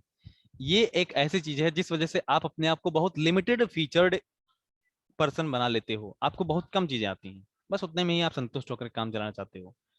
जब लोग आगे बढ़ते हैं थोड़ा सा मेहनत करते हैं, आप नई चीजों सीखोगे तो थोड़ा सा आपको हार्डवर्क करना पड़ेगा। ना हो पाएगा मतलब ये होता है कि आप हार्डवर्क करने से पीछे हट रहे हो। मैंने आपको ये नोट्स दिए हैं ना, ऐसा तो नहीं कि मैं बता करके चला दूंगा। मैंने आपको रिकॉर्डिंग भी बताया कि कैसे कैसे आप डाउनलोड कर सकते हो। यस, पहली बार डेफिनेटली आपको कम समझ में आएगा। क्या आप जब इंजीनियरिंग में पहली बार जब आए थे तो आपने जरूर कोई ना कोई सब्जेक्ट पढ़ा होगा, वो पहली बार में समझ में आ गया था? नहीं आया था ना।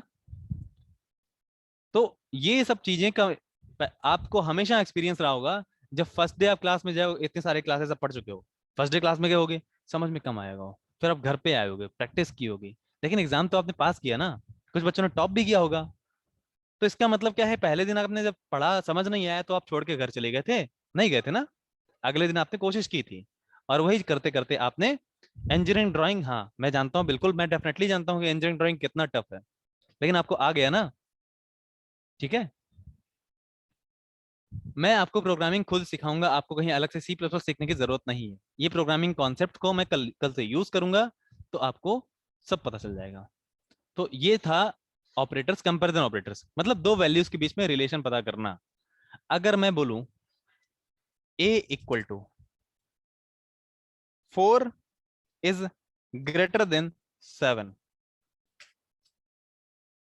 इंट लिखा है int a equal to 4 is greater than 7, 4 is greater than 7, practically आप बताइए 4 इज ग्रेटर देन 7 सही है या गलत है? इसका आंसर क्या होगा, यस और नो? देखो इजी तरीके से बताता हूं। 4 इज ग्रेटर देन 7 इज ये राइट और रॉन्ग, ट्रू और फॉल्स? ट्रू और फॉल्स? फॉल्स है ना। इसका मतलब यहाँ जो ए होगा, ए क्या स्टोर करेगा, ए में यहाँ पर फॉल्स स्टोर होगा। क्या स्टोर होगा? फॉल्स। मतलब इसका जो टाइप है इंट के बजाय हम बुलियन रख सकते हैं। खैर, अगर जो बुलियन है उसको आप इंट भी बना देते हो, कोई फर्क नहीं पड़ता। जैसे आप पैसे को बैग में स्टोर कर देते हो, 1000 रुपए का नोट तो है नहीं, 2000 रुपए का नोट आप बैग के अंदर स्टोर कर देते हो, तो कुछ वही बात है, वो तो स्टोर तो हो ही जाएगा ना। तो यहां पर जो ए है, ये स्टेटमेंट गलत नहीं है, लेकिन ये कह रहा है कि हम 4 और 7 के बीच में जो दिया गया रिलेशन का रिजल्ट है, उस रिलेशन का रिजल्ट मैं स्टोर करूंगा। तो यहां पर क्या स्टोर होगा? ट्रू और फॉल्स। यहां पर स्टोर होगा फॉल्स, मीन्स जीरो स्टोर करेगा ये। एग्जैक्टली जो होता है वो जीरो स्टोर होगा ना इसमें। अगर मैं बोलूं कि 4 is greater than 7, sorry 4 is less than 7, अब ए में क्या स्टोर होगा? ट्रू। तो ऐसे जो रिलेशन होते हैं उनको स्टोर करने के लिए हम ये कंपैरिजन ऑपरेटर्स यूज करते हैं। ऐसे केस में ए में ट्रू आ जाएगा। तो that was simple comparison operators. ठीक है।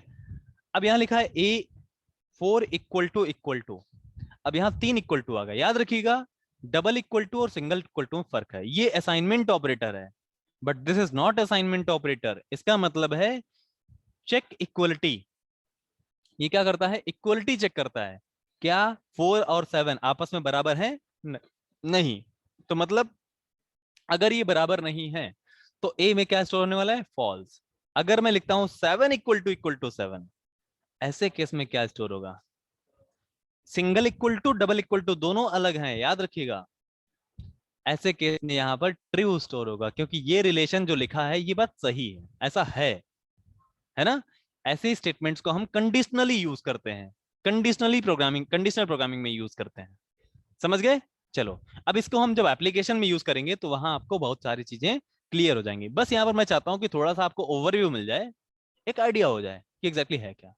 कंपैरिजन ऑपरेटर के साथ बुलियन ऑपरेटर्स होते हैं। जैसे आ, दो आपके पास कंडीशंस हैं, उनके बीच में आप लॉजिकल ऑपरेशन कराना चाहते हो कि पहली ट्रू है, दूसरी भी ट्रू है, तो आउटपुट फॉल्स आए तो ट्रू आए। अगर पहली ट्रू है और दूसरी फॉल्स है तो आउटपुट फॉल्स आए। तो ये जो कंडीशंस के बीच में लॉजिकल ऑपरेशंस होते हैं, इनको आप ऐसे कर सकते हो, Boolean operators, bit wise operators. खैर ये बिट वाइज ऑपरेटर्स हम बहुत कम यूज करते हैं, तो अभी इनको आप बस देख लीजिए। Compound operators. कंपाउंड ऑपरेटर्स का मतलब होता है आप किसी डेटा में कोई मॉडिफिकेशन करके आप उसी वेरिएबल में वापस स्टोर करा दो। ठीक है। तो इन कंपाउंड ऑपरेटर्स को हम आगे यूज करेंगे। जैसे मैं यहाँ पर सिर्फ ये बताता हूँ, जैसे ये क्या है, व्हाट इज दिस। अगर मैंने लिखा है इंट a = 4, ठीक है, और मैंने एक और स्टेटमेंट लिखा a++। अब जो a की वैल्यू होगी वो क्या होगी? a प्लस प्लस कहता है, a प्लस प्लस एग्जैक्टली कहता है a = a+1। अब आप कहोगे सर ये मैथमेटिकली तो रॉन्ग है, प्रोग्रामिंग के हिसाब से ये सही है। This is not mathematical equation. आप यहां कह रहे हो कि जो a की पहले वैल्यू थी, कितनी थी? 4, उसमें एक इंक्रीमेंट करो, मतलब 5। उसको असाइन करो, किसको? a को। वापस a को असाइन कर दिया तो a में क्या हो गया? 5। मतलब आपके पास एक सेब है, मैंने आपसे लिया एक सेब और उसमें एक और ऐड कर दिया, वापस आपको दे दिया। अब आपके पास कितने हो गए? 2। ठीक है। तो आप ही से लेकर के आपको दे दिया वापस। तो ये कंपाउंड ऑपरेटर्स के थ्रू होता है। सर ए के प्लेस पर दूसरा लेटर नहीं हो सकता? नहीं, फिर यहां पर मतलब नहीं होगा। ये इंक्रीमेंट ए में नहीं होगा। अब जो ए की वैल्यू है वो सेम रहेगी। अब ए में कोई चेंज नहीं हुआ, किसी वेरिएबल की वैल्यू में मॉडिफिकेशन करने के लिए कंपाउंड ऑपरेटर यूज किए जाते हैं। अब यहाँ जो ए की वैल्यू है वो अनचेंज रहेगी। ठीक है। अब ये वो ऑपरेशन नहीं होगा। ऐसे में क्या होगा? ए की वैल्यू चेंज हो जाएगी। अगर आप ए की वैल्यू में कुछ एक बढ़ाना चाहते हो, एक कम करना चाहते हो, ये चीज ऐसे होती है। तो इसी प्रोसीजर को आप चाहे ऐसे लिखो या फिर आप a++ लिख दो, बात वही है। अगर आप a माइनस माइनस लिखते हो, a माइनस माइनस का मतलब है आपने लिखा है a = a-1। आपने बोला कि जो a की वैल्यू है उसमें एक कम कर दो और वापस एक दे दो। आपके पास एक सेब था, मैंने आपसे लिया, आधा खाया और वापस आपको कर दिया। आपके पास कितना बचा? आधा हो गया ना। तो ये एक इंक्रीमेंट और डिक्रीमेंट है। यहां पर a की वैल्यू 3 बचेगी, 3। ठीक है। तो ये थे कंपाउंड ऑपरेटर्स, जिनमें से सबसे इंपॉर्टेंट है इंक्रीमेंट और डिक्रीमेंट, बस।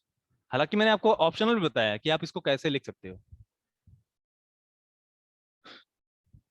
अब कुछ फंक्शंस हैं जिनको मैं आपको एक्सप्लेन अभी नहीं करना चाहता, लेकिन कल एक्सप्लेन करूंगा। थोड़ा सा ओवरव्यू आपको दूंगा। जैसे पिन मोड है, किसी पिन को इनपुट आउटपुट बनाने के लिए यूज किया जाता है। डिजिटल राइट है, तो डिजिटल डेटा किसी पिन पर राइट करना है, हाई राइट करना है, लो राइट करना है, ये चीज हम लोग इन फंक्शन को यूज करते हैं डिले डिले जनरेट करने के लिए। तो सिंपल कुछ ये एग्जांपल है, आप इसको देखिएगा। आज नोट्स में आपको लोड कर दूंगा, अपलोड कर दूंगा। तो आप इनको नोट्स को देख करके एक ही आइडिया आपको हो जाएगा कि आपको आज की प्रोग्रामिंग जो बेसिक्स हैं वो कितने समझ में आए। कल आपकी वैसे भी ये क्लास नहीं होने वाली है, तो आप इन सब नोट्स को अच्छे से पढ़ें। ठीक है। अब यहाँ पर जो डबल स्लैश के बाद आगे जो ये लिखा हुआ है, this is comment, this whole part will not be executed, ये एग्जीक्यूट नहीं होता है। डबल स्लैश के आगे लिखा हुआ लाइन, ये एग्जीक्यूट नहीं होता है। ये कंपाइलर के लिए अनयूज्ड होता है, वो उसको रीड नहीं करता। ये इंसान अपनी समझ के लिए लिखते हैं, हम लोग लिखें या ना लिखें इससे कोई फर्क नहीं पड़ता। सर एक डे और एक्सटेंड किया जाएगा ना? यस, डेफिनेटली एक्सटेंड किया जाएगा, क्योंकि आपको चीज़ें जो बताई जाएंगी वो 7 डेज के हिसाब से बताई जाएंगी। ठीक है। प्रोग्रामिंग मोबाइल में कैसे करेंगे, ये चीज़ मैंने आपको आज प्रोग्रामिंग नहीं कराएंगे ना, मैं प्रोग्रामिंग के फंडामेंटल्स बताए हैं। अब हम लोग नेक्स्ट डे में जब आऊँगा तो आपको मैं बताऊंगा कैसे आपको फोन में भी प्रोग्रामिंग करनी है। ठीक है। यस, डॉक्यूमेंटेशन के लिए, हाँ इसको डॉक्यूमेंटेशन के लिए यूज़ करते हैं। चलो अब मैं जो ज़रूरी लिंक्स हैं वो आप सभी को मैं शेयर कर देता हूँ। ये सब चीज़ें आप लोग थोड़ा सा पढ़ करके आइएगा। ऑर्डिनो में रिकोडिंग कर सकते हैं। अरे ऑर्डिनो में आप जितनी बार चाहो उतनी बार प्रोग्राम डालो, लेकिन लास्ट डे जब आप प्रोग्राम जैसे जो प्रोग्राम वही एग्जीक्यूट होता है जो लास्ट में आपने डाला है। पहले जो प्रोग्राम पड़ा है वो नया कोड आने पर जब आप नया प्रोग्राम लोड करते हो वो पहले को इरेज कर देता है ऑटोमेटिक, पहले वो इरेज कर देगा, नया डाल देगा। ठीक है। तो अब क्लास को ओवर होने करने का टाइम आ गया है।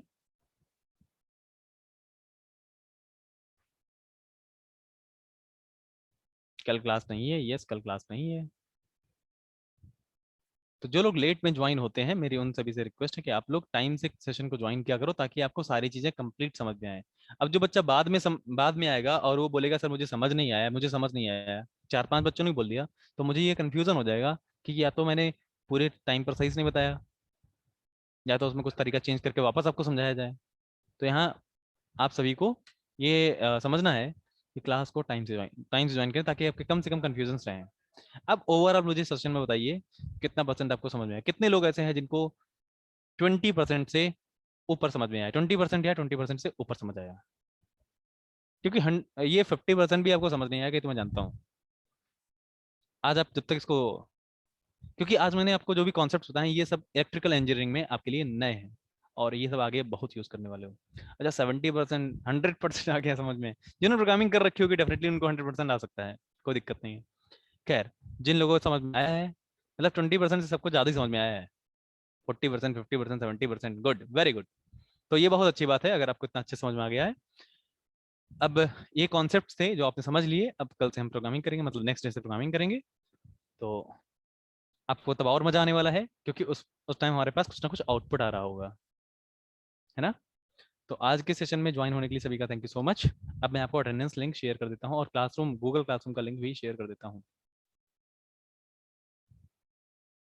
और जिन लोगों की इंक्वायरी समर ट्रेनिंग से रिलेटेड है, और वो अपनी इंक्वायरी को मैंने जो कॉन्टैक्ट नंबर दिया है उस कॉन्टैक्ट नंबर पर मुझसे शेयर कर सकते हैं, वहाँ पर मैं डिटेल्ड इन्फॉर्मेशन आपको प्रोवाइड करा दूंगा।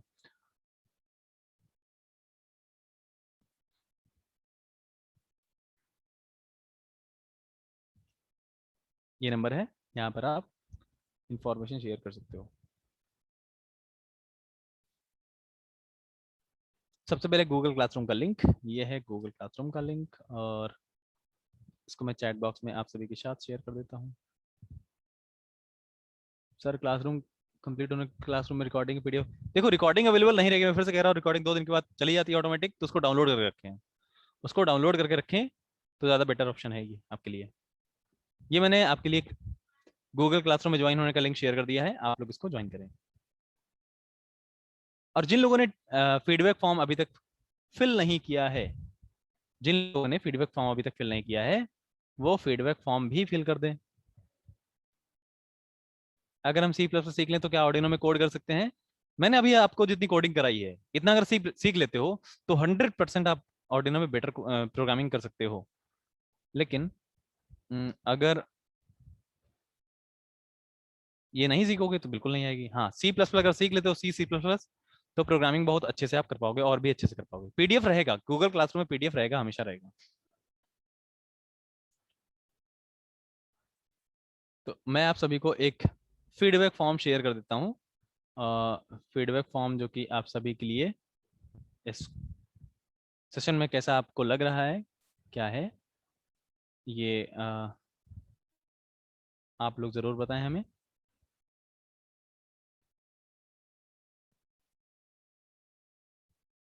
रिकॉर्डिंग हमेशा के लिए नहीं रहेगी, वो रिकॉर्डिंग रिमूव हो जाएगी, तो इसलिए आप लोग ये ध्यान रखें। कल सबमिट कर दिए थे, जिन्होंने कल सबमिट कर दिया था उनको दोबारा सबमिट नहीं करना है। और रही बात अटेंडेंस लिंक की, डेली भरना है फीडबैक फॉर्म? नहीं, एक ही बार भरना है, एक बार बस। जिन्होंने भर दिया है उनको नहीं भरना है, जिन्होंने नहीं भरा है उनको भरना है। चलो, अब नेक्स्ट है attendance link. Sir phone number wrong है, 462022। नहीं, फोन नंबर रॉन्ग नहीं है, फोन नंबर एकदम सही है। मैं इतना नंबर गलत कैसे लिख सकता हूँ? 7080462022 नंबर इज करेक्ट। आपका नंबर है, यस। आप इस पर मुझसे बात कर सकते हो। हाँ, अगर आपने गलत नोट कर लिया तो उसको सही कर लो। अब नेक्स्ट है अटेंडेंस लिंक। तो अटेंडेंस लिंक आज का मैं आप सभी के साथ शेयर कर देता हूँ, जिसके थ्रू आप सभी लोग अपनी अटेंडेंस आज दे सकते हो। ये है आज का अटेंडेंस लिंक।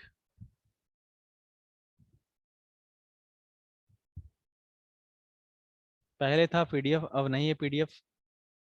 पीडीएफ रहेगा, पीडीएफ आज भी आप देखोगे क्लासरूम में, देखिए वो आपको दिख जाएगा।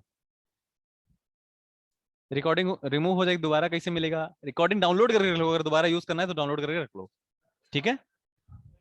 सर आपका नाम क्या है? मेरा नाम अभिषेक कटियार है। बहुत गलत बात है, आप क्लास में लेट आते हो या फिर आप पहले क्लासेस में नहीं आए हो, इसलिए आप नाम मेरा भूल गए होगे या पता नहीं चला। आप क्या आपने किसी व्हाट्सएप ग्रुप में ऐड किया है? अगर आपके कॉलेज का व्हाट्सएप ग्रुप बना होगा तो डेफिनेटली आपको ऐड किया जाएगा। अगर नहीं आप एडेड हैं तो आप मुझे व्हाट्सएप करो, मैं आपको ऐड करा दूंगा, ठीक है। डाउनलोड नहीं कर पाया, वीडियो चला गया, अपने फ्रेंड से आप ले सकते हो। फिर भी अगर कोई, कौन सा वीडियो चला गया? जो कल का इंपॉर्टेंट वीडियो है वो कल का है, वो आप लोग जरूर डाउनलोड कर लें। सर आपकी शादी हो गई है, शादी में जरूर बुलाएंगे आपको।